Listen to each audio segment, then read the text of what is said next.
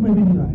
अल्लाह ताला के अलावा किसी में ये ताकत नहीं है कि वो सिंध को पाकिस्तान से अलग कर सके। सिंध पाकिस्तान बनाने वाला है, और किसी में ताकत नहीं है कि सिंध की जो जोग्राफिया है उसको किसी तरीके से भी बदल सके। नवन सूबन के क़याम बाबत समूरा बहस मुकम्मल रद्द। नवन सूबन की ॻाल्हि हिक कन मां ॿुधी ॿिए कन मां कढी छॾियो। अल्लाह खां सवाइ कंहिं में बि सिंध खे विरहण जी ताक़त न आहे। वॾे वज़ीर सैयद मुराद अली शाह जो कराची में तक़रीब खे ख़िताब। चयाईं चेयरमैन बिलावल भुट्टो ज़रदारी पहिरीं अरड़ी तरमीम में तब्दीली ऐं NFC एवार्ड में घटिताई वारी तजवीज़ खे रद्द करे चुको आहे। इहे मामला 27 आईनी तरमीम में रद्द कया विया हुआ।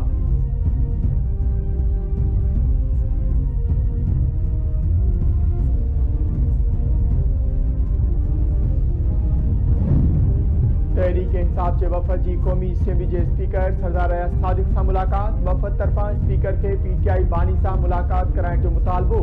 PTI वफ़द स्पीकर अवां अग भी असो ख्याल रखना आयो, अवां मुलाकात कराने किरदार अदा कयो। स्पीकर सरदार अयाज सादिक सहकार करने तैयार आयूं, पर अवां जो रवैयो इंतहाई गैर संजीदा है।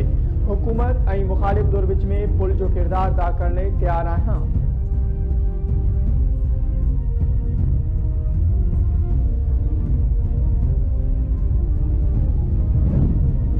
सिंध असेंबली इजलास में ज़रई इनकम टैक्स तरमीमी बिल 2025 मंजूर। सिंध में आईनी बेंच के क़याम बाबत ऑर्डिनेंस जो जायज़ो वठण मामलो स्टैंडिंग कमेटी हवाले। सिंध असेंबली के इजलास में पार्लियामानी ऐं कानून वारो वज़ीर जावल सलंजार चयो त 7 ॾींहनि में मुसवदे खे क़तई शक्ल ॾिनी वेंदी। सूबाई वज़ीरनि जी गैर मौजूदगी ते स्पीकर अवैस कादिर शाह रोलिंग ॾींदे चयो त पार्लियामानी मामलनि वारो वज़ीर यकीनी बणाए त ध्यान छिकायो नोटिस जो जवाब ॾियण सूबाई वज़ीर ऐवान में मौजूद हुजनि। पार्लियामानी ऐं कानून वारे वज़ीर जावल सलंजार ख़ातिरी कराई त वज़ीरनि जी मौजूदगी यकीनी बणाई वेंदी। वॾे वज़ीर जे ख़ासि मददगार सलीम बलोच सवालनि जवाबनि वारे वक़फ़े में ॿुधायो त पब्लिक हेल्थ इंजीनियरिंग खाते 2 वरहे में 78 RO प्लांट लॻाया आहिनि। कुछ RO प्लांट फनी मसइलनि सबबि गैर फ़ाल आहिनि, जेके जल्द फ़ाल कया वेंदा। पघारुनि में वाध सां खाते ते माली भार वधियो आहे।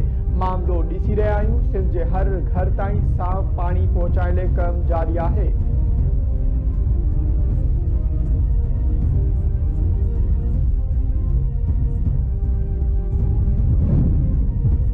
सिंध सरकार civil registration management system mobile app में मुफाहमती याददाश्त से सहियूं। वॾे वज़ीर सैयद मुराद अली शाह चयो आहे त शफ़ाफ़ियत, कारकर्दगी, पहुच ऐं अवाम एतमाद लाइ डिजिटल सर्विसिस अणतर आहिनि। पैदाइश की तारीख़ लिखण तां सुञाणप, तालीम, वैक्सीनेशन, समाजी तहफ़ुज़ ताईं बुनियादी पहुच मुमकिन थींदी।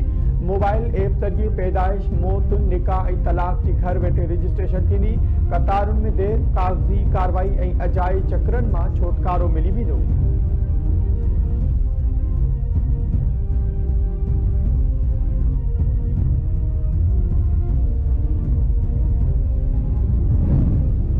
चालान वारे निज़ाम की तारीफ़ करण घुर्जे, पर उन ते ऐवान में तनकीद कई वई आहे। 2500 रुपया ॾंढ हेलमेट न पाइण जे करे मोटरसाइकिल वारनि ते चालान उन्हनि जी ज़िंदगी बचाइण लाइ कयो वञे थो। मोटरसाइकिलनि ते रजिस्ट्रेशन प्लेटूं नाहिनि। अपोजिशन लीडर खे ॿुधायां त सिंध जे ॿियनि शहरनि में चालान थी रहिया आहिनि। सिंध जे घरू वज़ीर जावल सलंजार जो ख़िताब। संदसि चवणु आहे त कराची में ट्रैफ़िक जो निज़ाम अञा 20 सैकड़ो बि दुरुस्त नाहे थियो। ट्रैफ़िक पुलिस लाइ चवणु हो त फुरलुट कनि था, अहिड़ा अल्फाज़ मुनासिब नाहिनि। अपोजिशन लीडर अली खुर्शीदी चयो त 40-50 लख माण्हू मोटरसाइकिल ते कराची में सफ़र कनि था। ई चालान ज़रिए उन्हनि मोटरसाइकिल वारनि ते ॻरा ॾंढ लागू कया विया, जेकी मोटरसाइकिल जो मडगार्ड बि नथा लॻाए सघनि। कराची जे शहरियुनि ते रहम कयो वञे।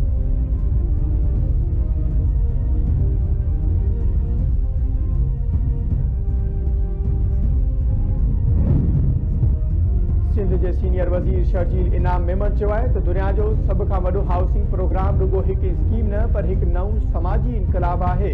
हिन वक़्त ताईं 20 लख माण्हुनि जी तस्दीक मुकमल थी चुकी आहे। 15 लख माण्हुनि जा अकाउंट खुली चुका आहिनि। वधीक 5 लख घरनि जी अदावत मुकमल थियण जे वेझो आहे। प्रोग्राम ज़रिए हिन वक़्त ताईं 10 लख माण्हुनि लाइ रोज़गार जा मौक़ा पैदा थिया आहिनि। 9 लख औरतुनि खे घरनि जा मालिकाना हक़ मिली चुका आहिनि। हुकूमत पंहिंजी तरक़ियाती एजेंडा ते माज़ी खां वधीक ध्यानु ॾेई रही आहे। वाटर, सैनिटेशन ऐं म्यूनिसिपल सर्विसिस जूं 293 स्कीमूं मुकमल थी चुकियूं आहिनि।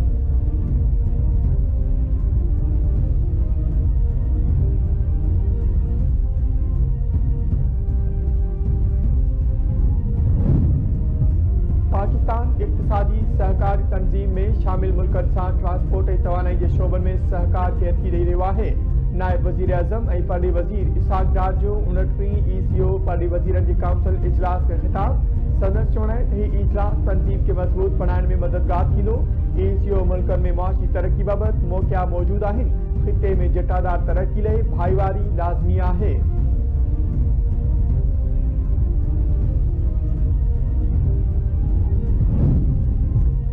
सेनेट चेयरमैन यूसुफ रज़ा गीलानी की सदारत हेठ इजलास PTI बानी से मुलाकात की इजाजत न मिलण ते अपोजिशन मेंबरन जो एहतजाज ऐवान में वाकआउट। ज़ीशान खानज़ादा चयो PTI बानी से मुलाकात कर न ॾिनी वई त इजलास हलन न ॾींदा।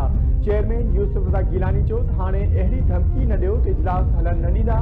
क़ौमी असेंबली जे इजलास में भी PTI मेंबरन तरफां कोरम पूरो न हुजण जी निशानदेही। स्पीकर कोरम थियण ताईं इजलास मुलतवी करे छॾियो।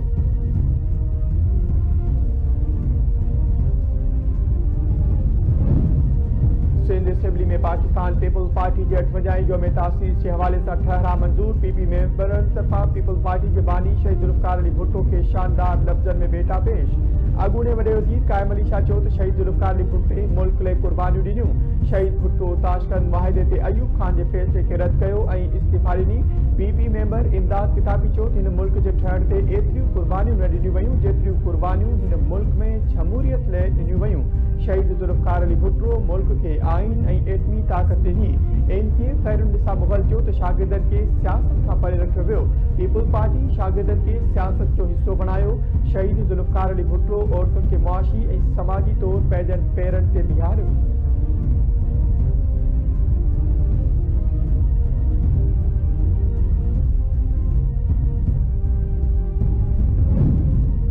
KP जे वॾे वज़ीर जो समूरो ध्यान गैर कानूनी मुतालबे ते आहे। सुद समा वारे वफ़ाक़ी वज़ीर अता तारक चयो आहे त ॾियाला जेल जे कैदी का सियासी रहनुमाई लाइ मुलाक़ात की इजाज़त रूल जी बंदि करी आहे। अमन कायम करण बदिरां KP जी हुकूमत गैर कानूनी पॉलिसी ते अमल करे पई। PTI औरत अगवान सियासी हिकमत अमली सां मुल्क ख़िलाफ़ नाकारी मुहिम शुरू कई। KP जहिड़े अहम सूबे खे अमन जी सूरतहाल ते ध्यानु ॾियणु घुरिजे।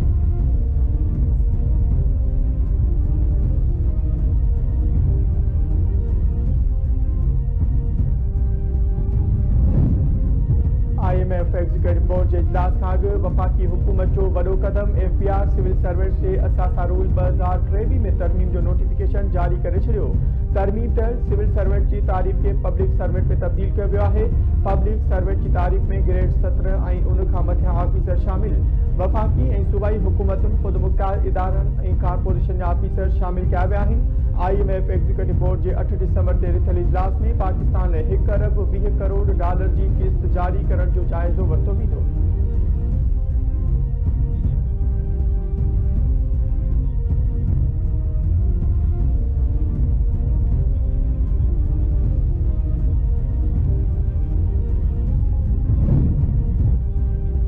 इसकर्दू में कमांडर FCNA के नौजवानन ऐं अकेडमी के शागिर्दनि का वह कमांडर FCNA नौजवानन के इलाइक़े के अमन क़ौमी सलामती ऐं गिलगित बल्तिस्तान के स्ट्रेटेजिक बाबत अहम आगाह कयो। FCNA कमांडर चयो आहे त गिलगित बल्तिस्तान कुदरती वसीलनि सां मालामाल आहे। गिलगित बल्तिस्तान में सियाहत जा केतिरा ई मौक़िया आहिनि जिन मां नौजवान फ़ाइदो हासिल करे सघनि था। नौजवान रियासत जो मुस्तक़बिल आहिनि, तंहिं करे उन्हनि खे अमन क़ाइमु करण ऐं समाजी हम आहंगी खे हथी वठाइण लाइ किरदार अदा करणु घुरिजे। वर्ल्ड बैंक अफगान तालिबान की सिक्योरिटी बाबत नाम निहाद दावाउनि की पतवाइकी करे छॾी।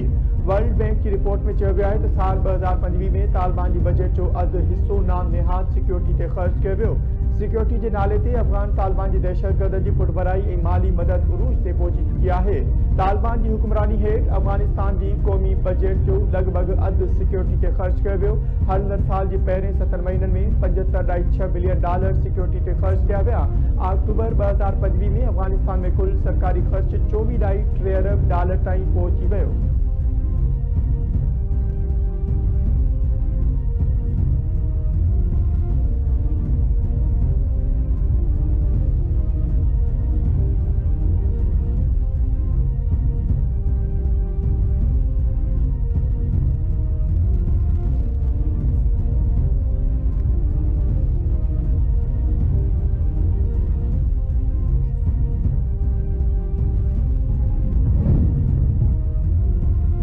भरिसां ॻोठ बगोदड़ो में ज़मींदार जे पुट नौजवान हारी के बंदूक चा फायर करे क़त्ल करे छॾियो।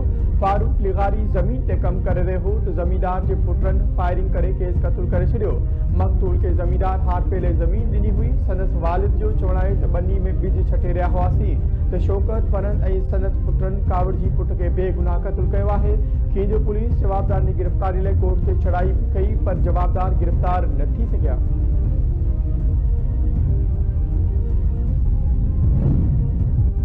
जाम छोरे मां पोहरे तौर ताणे आवाज़ ते हिरकजी मुबैना तो रखवा मुगबी मीर मोहम्मद खोसो जे भाउ जो चवणु आहे त मीर मोहम्मद जाम छोरो में दवा लाइ वियो हो, उतां पुरस्कार नमूने गुम थी वियो। मुख़्तलिफ़ नंबर्स तां रावती जे कचे मां धाड़े रंजा 1 करोड़ रुपए जे फुंग जा मैसेज अची रहिया आहिनि। नोटिस वठी भाउ खे बाज़ियाब करायो वञे।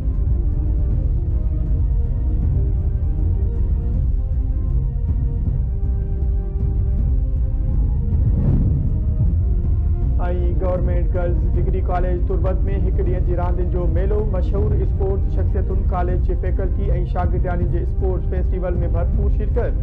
छोकरियुनि फुटबॉल, क्रिकेट, रस्सी छकण, म्यूजिकल चेयर समेत ॿियनि मुक़ाबलनि में शानदार कारकर्दगी ॾेखारी। बहितरीन कारकर्दगी ॾेखारींदड़ छोकरियुनि में हेल्पिंग हैंड पारां ट्रॉफीज़ ऐं एज़ाज़ी शील्डूं विरायूं हुयूं।